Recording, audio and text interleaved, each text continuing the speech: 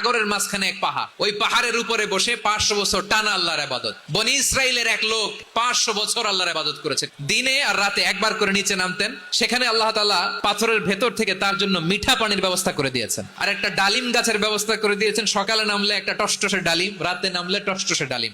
এগুলো খেয়ে খেয়ে 500 বছর সে আল্লাহর ইবাদত করেছে।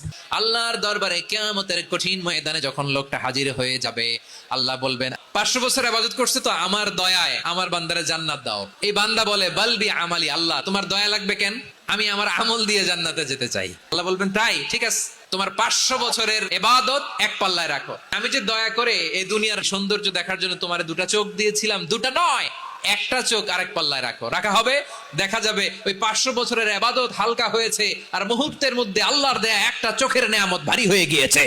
এবার ফলাফল দেখো, হিসাব বলে তুমি এখন জাহান্নামে যাবা। এবার লোকটা কাচুমাচু করে বলে, এবার আমি বুঝতে পেরেছি তোমার দয়া ছাড়া দুনিয়ায় কেউ জান্নাতে যেতে পারবে না।